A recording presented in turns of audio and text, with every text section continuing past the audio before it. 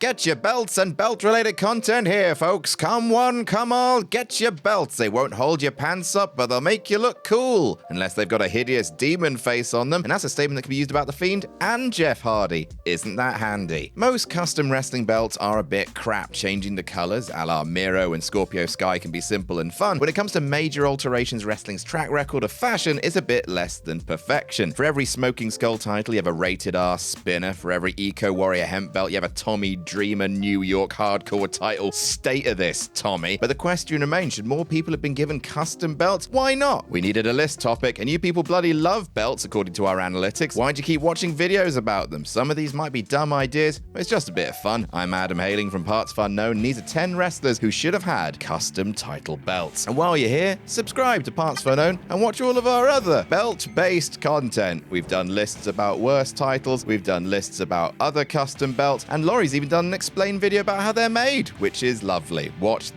that. Number 10, The Undertaker, specifically Biker Undertaker. Why not make that bit of nonsense a bit more fun to laugh at? Everyone likes to clown on Mark Callie from Death Valley for his Limp Bizkit era, and for good reason. Look at him and his soon-to-be libertarian brother, the demon hanging out with a biker, 2000s. Anyway, The Undertaker only had one reign as world champion while riding his chopper to the ring, beating Hulk Hogan for the belt in May of 2002, before dropping it to The Rock 2 months later. I'm sure that iteration of the belt had only just been introduced, but I reckon we could have seen something truly offensive to the eyes if the Underbiker fully committed to the bit. It could be cool, it probably wouldn't be, but it could be. No real reason why this hypothetical belt couldn't be a little more Smoking Skull and a little less Jay Briscoe headband and bad flag. And in our hypothetical world of hypothetical nonsense, Biker Taker is a cool biker belt, why not? Number 9, Kane. Speaking of that demon brother, this one would probably rely on Kane holding the WWF title for more than just one day in 1998, so we're really getting hypothetical here. But considering the stakes involved for his title match with Steve Austin at King of the Ring 98, where Kane had said if he lost he would have had to set himself on fire, it would be neat as hell if even for one night, if Kane emerged having set the world title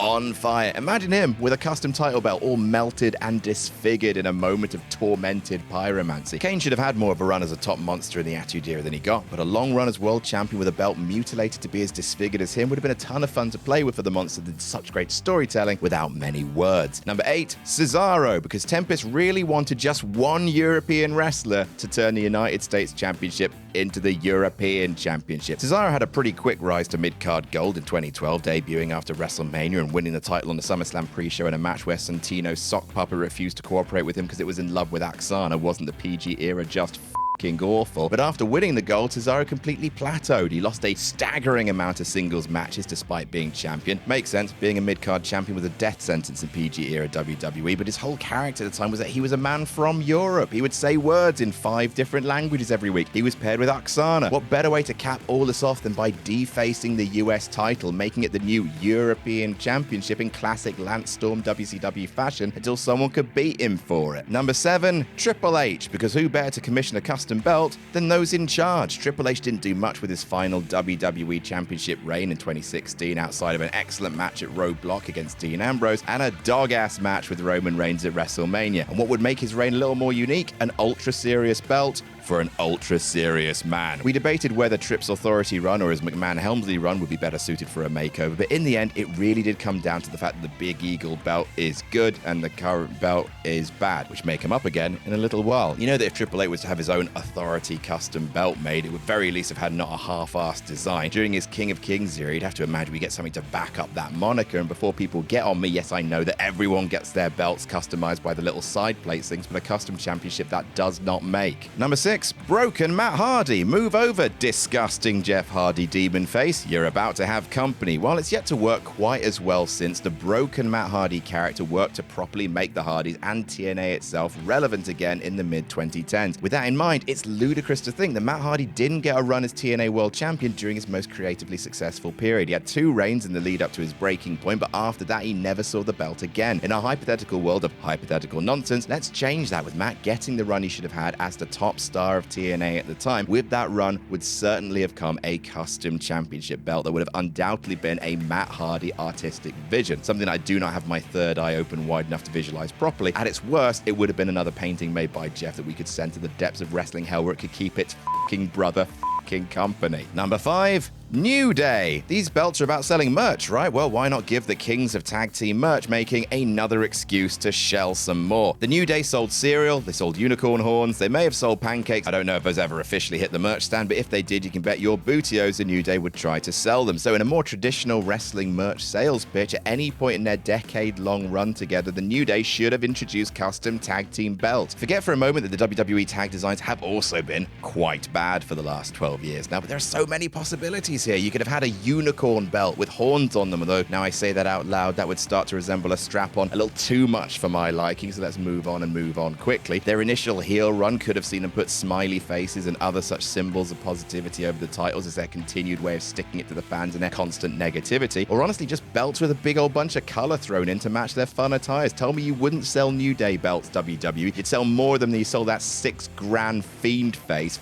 Hell. Number 4, Chris Jericho. A more current answer now, just to really lean into how absurd it is to say the words Chris Jericho Ring of Honor World Champion. The current/original iteration of the ROH World Championship, while classic, is a little bit bland and doesn't quite mesh with the over-extravagant sports entertainer shtick Chris Jericho's been doing in 2022. So what better way to shit on the legacy of the very traditional, very serious pro wrestling Ring of Honor title than by making it decked out in the gaudiest manner possible? And you know what? It'd be hideous, and everyone would hate it, and I hate the taste of the words about to leave my lips, but f*** it, it's a bit of fun. Make it a spinner belt. An R on one side, an H on the other, and a big spinning O right in the middle. It would be, frankly, the exact type of heel heat that Chris Jericho is looking for with his current character, and now I will only be a little disappointed if we don't see that. Number 3, CM Punk. From one spinner belt to the next, there's no reason whatsoever that the most anti-establishment wrestler WWE had seen since Steve Austin a decade earlier should have returned to Raw with John Cena's fucking spinner belt in his hands. At the very least, he should not have carried it for 434 days. Punk himself has said that he should have been the one to unveil a new WWE Championship instead of The Rock, and he's 100% correct on that. Of course, this makes it less of a custom WWE title belt and more of a rechristened WWE title belt, but semantics make lists tedious, and this is a hypothetical list about hypothetical bollocks, so do one. WWE didn't do a lot of things right with their handling of CM Punk at the time, but holding the spinner belt that was several years out of style may seem like an insignificant one, but it could have been a little change that would have had so much more to his legacy of a title run. I don't know that introducing a big logo would have helped because of the whole anti-authority thing. He could have had a different title, but a spinner belt was always John Cena's belt. It's got the word champ written on it, for God's sake, and for as hot as Punk was at the time, he needed a belt to match his identity. Number 2, Roman Reigns. Unify the fucking belts. Why'd you give him both if you didn't want to? The big logo belt has been around for a very long time at this point, all the way back to 2013 if you consider The Rock's big logo belt to be the same one, even if you don't know, very similar. And it feels like time for the WWE Championship and the Blue Universal title to get a fresh coat of paint. Doesn't mean just changing the color of the belt again. We seem primed for a proper undisputed championship belt to be awarded to Roman Reigns after WrestleMania 38, 20 years after Triple H received the new undisputed belt after WrestleMania 18. You could make it a tribal belt even of some sort, play up the tribal chief character even more. It's the best story in WWE right now, for God's sake. And even if you don't want to do all of that, just give him a new belt anyway.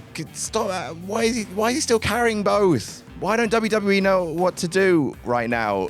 You shouldn't have given him both if you didn't want him to have both. And number 1, AJ Styles. Should AJ Styles have gotten a custom WWE Championship? Not really. Should he have gotten a custom TNA Championship? Maybe, but probably not. No, dear listener, we are aiming to piss off the people most piss-offable today because AJ Styles should have had himself a custom IWGP Heavyweight Championship, and Tempest just shriveled up and died in a corner. Custom might be a bit of a stretch here because a full-on redesign of a belt for one person may not work perfectly with New Japan Pro Wrestling's more traditional presentation and fan base, but at the very least, seeing as Bullet Club were the spiritual succession to the NWO at the time, they were doing things in the company that no other wrestlers were doing with total disrespect, spray painting, and maybe even vandalizing the most beautiful belt in all of professional wrestling would undoubtedly draw wicked heat for AJ Styles, the wicked leader of this group of wicked boys. AJ Styles was a great IWGP champion in 2014 and 2015, and would have been the perfect candidate to be the face to deface the place. And that's our list. What wrestler do you think should have got a custom title belt, and what should that belt have looked like? Let us know in the comments. Don't forget to like and share this video around if you enjoyed it. Make sure you're subscribed to partsFUNknown for more silly wrestling content, and never forget to jam that jam.